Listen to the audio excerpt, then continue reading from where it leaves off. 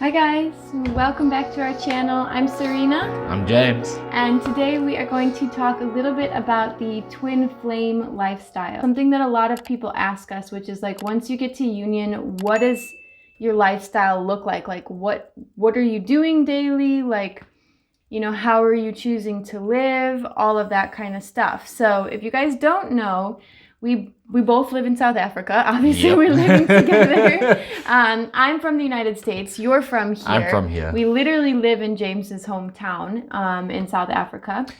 Part of the property I actually grew up on as well, just the other side of the valley. Which is so crazy. I never pictured myself with like a hometown boy, like that's a very like American thing, like the boys that grow up in like the country and they never leave the country. Although you have left the country. You've done I've quite literally left the country. Yeah. You've done a lot of traveling and worked other places and lived other places. So it's not that same like typical thing, but it's still funny to me regardless.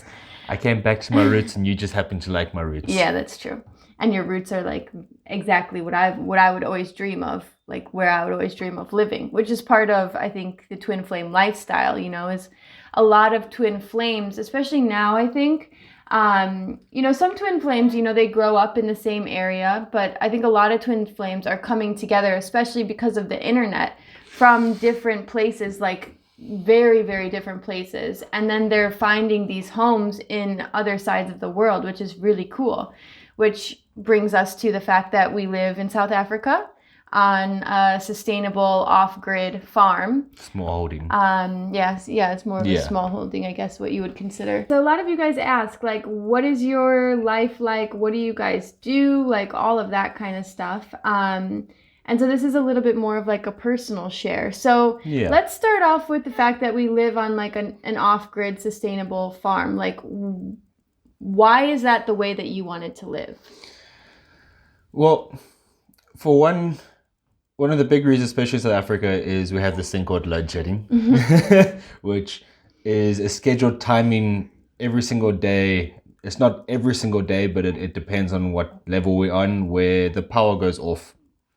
Scheduled goes off. Yes. Intentionally. Yeah, they intentionally put it off. Sometimes it goes off without them intending to do it. It's a bit of a ball ache. But to live this way just means that we're not reliant on anybody else. We've got our own power, which we use solar power. We have a generator as a backup as well. And it just means that we're never reliant on anyone else. Yeah, you agree. So it makes living much easier because you have everything you need. I mean, we're connected to a private water line. We've got our own dam. We've got rainwater tanks. We've got everything for collection. So we don't, if something went wrong with the grid and the electricity failed and something went wrong with municipal water supplies, we'd be perfectly fine because we have all those amenities, because we said, let's just go away from that where we can and try and make it sustainable for ourselves, that, the only people we can blame if something goes wrong is ourselves. Yeah, we are more self-sustaining in that way. And that is partially because of James's parents, because we live on the same property as James said in the beginning that he grew up on. He grew up just across the way. And old house is just over there. Yeah, we are literally looking at it out the window right now.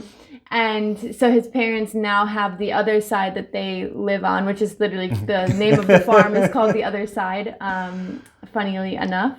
And so this is where your parents chose to live. And so this is where they started their farm, which is also obviously all solar, all off-grid, everything like that. And your mom also growing up was very into sustainability, or she still is, obviously. But this was something you were taught as a child, which for me, I wasn't taught this as a child. This is very different from how I grew up in my lifestyle, Well, we grew up here. I mean, for you in America, if you open the faucet or the tap or however you want to call it, you're going to have water.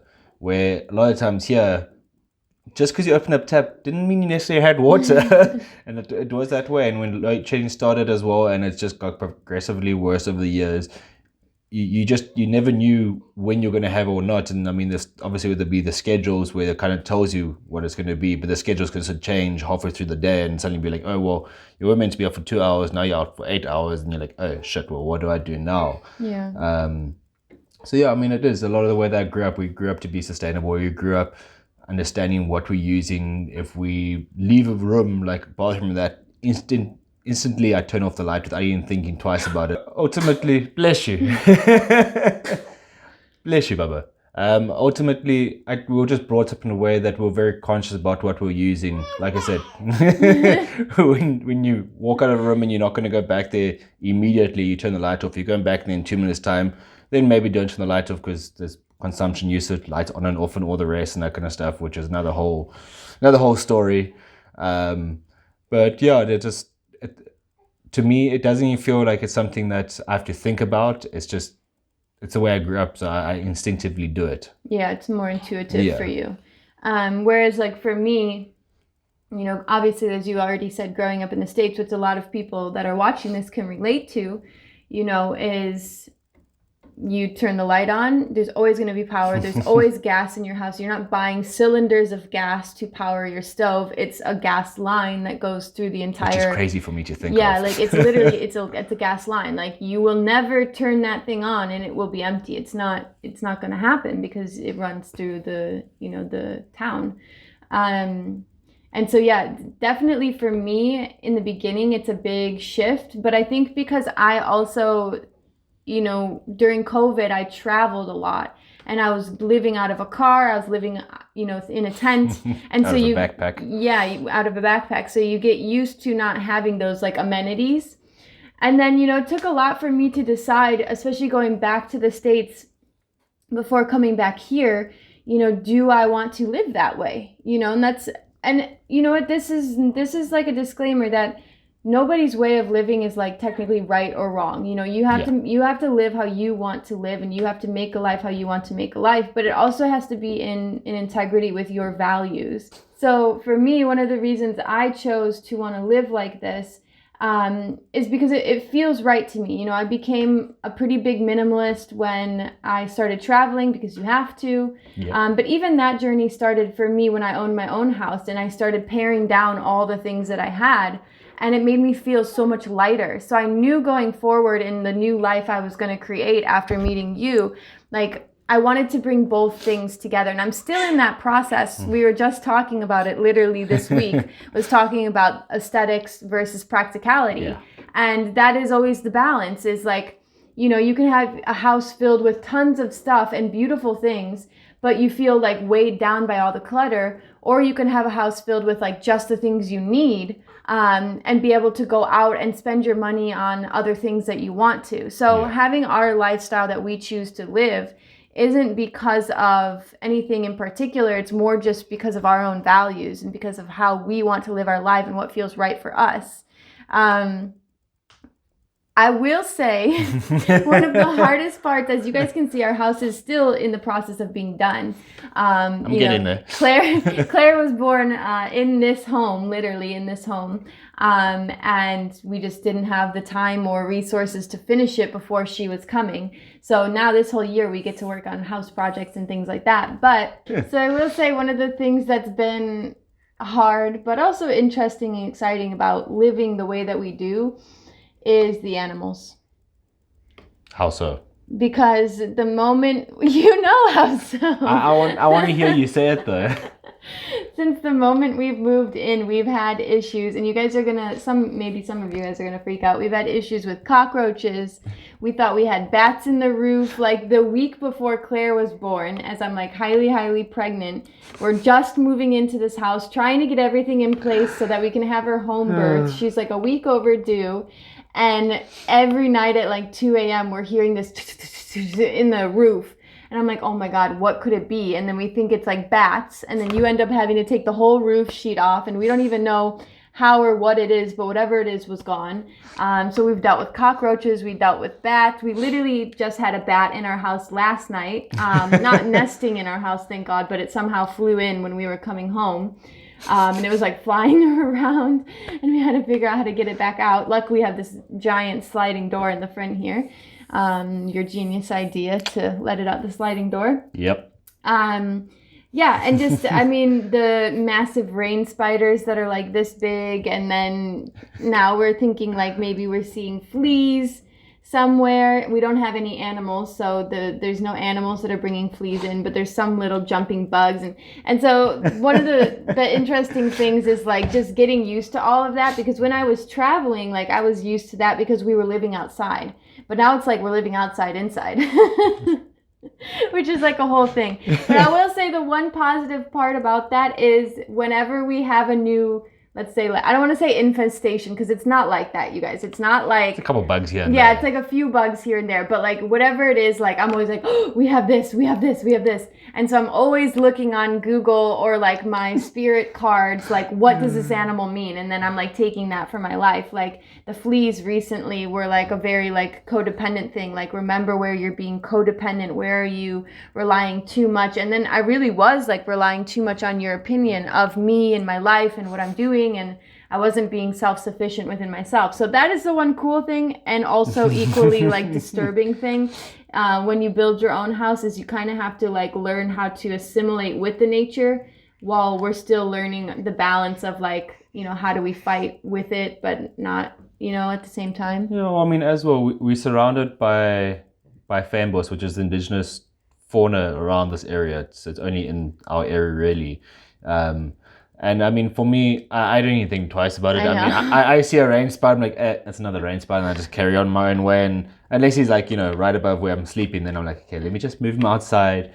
So it's so funny for me because like we'll see stuff like that, and you'll be like, get rid of it. I'm like, but he's just chilling on the wall. But it does take getting used to. But we are surrounded by nature, and it does take a bit, and it's a very different lifestyle to what it is in the States. In the States, homes are very, yeah, you know, homes are very clean that side, and you don't really have insects or bugs, stuff going through houses. People are very prevalent on getting rid of those kind of things, where here, because we're so enriched in the environment, we choose to live with it, which is, it's a big choice, because if you don't like insects and bugs and all the rest, I mean, it's not like we infested with them and we're like tiptoeing around them continuously throughout the entire house, but they are around.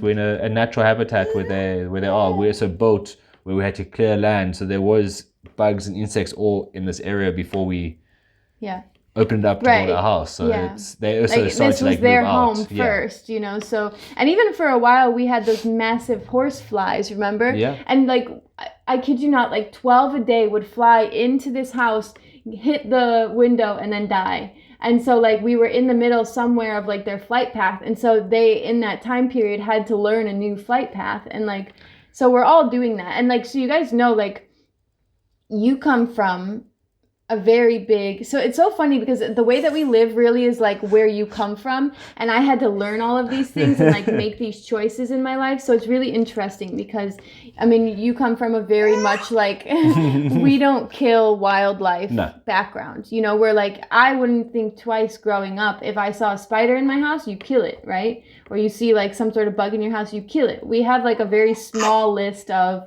bugs that we can kill on site, you know, and those are like the little ants, those are like mosquitoes, like things like that.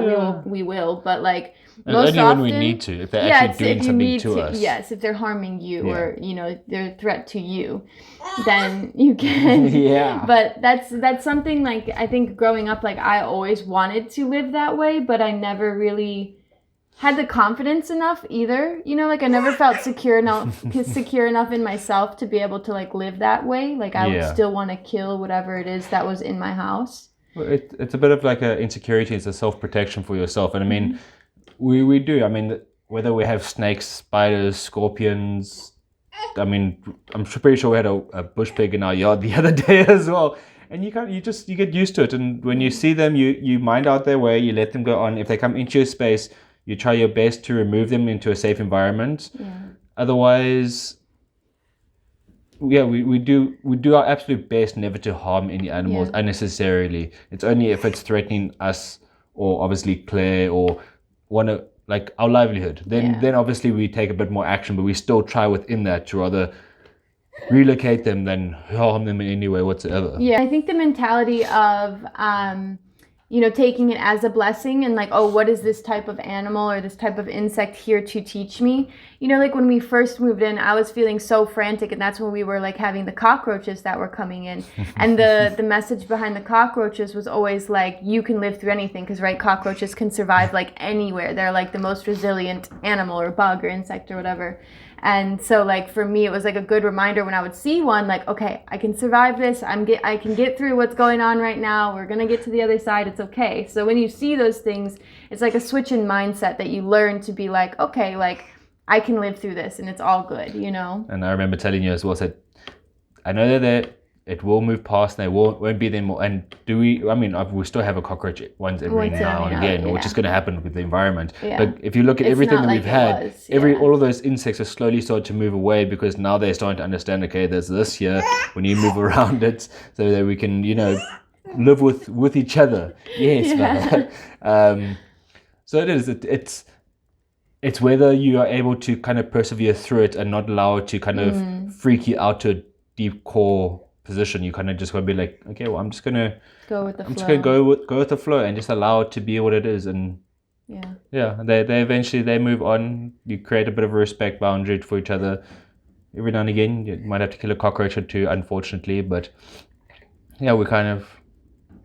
we try to live with nature more than against nature, which is a big thing, especially for me, the way I grew up. And I know it's something you always wanted to do, and it's something you love doing, still kind of figuring a way around it, but to live with nature rather than against it, because without all of us around us, we wouldn't be here. It's the path of least resistance. It's like, yes, there are times where maybe hurting something is necessary, but it's not the first course of action. It's not unconscious, like die. It's like, okay, how do we incorporate you into our lives?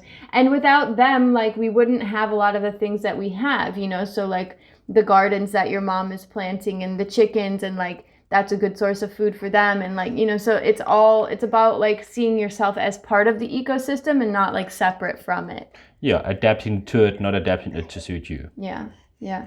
So you guys, we are running out of time on my storage here. So we're going to probably end this video here, but comment below if you want to know a little bit more about our lifestyle. And if you have any like tips, tricks about sustainable living off grid, some of your favorite things that you like to do to stay, earth conscious. And any other topics that you would want us to explore. Do you want us to talk about, like our career together or our purpose together, or like that whole like kind of thing from the twin flame dynamic? I think is really interesting to see how real life twins are actually living. Like this is how we actually live. This is our actual house. This is our life. This is how we live. So like there's no bullshit. No, this is the reality of like our twin flame journey. Thank you so much for watching this video. Definitely like, comment, subscribe, and hit the notification bell so that you get notified for all of our videos coming out. We are making videos once a week, so let us know what you would like to hear about. And yeah, check the links below if you're looking for any more support or help in your twin flame journey, your awakening journey, or your conscious relationships. We are here to help. So with that being said, thank you so much, and we will catch you next time. Cheers. Bye.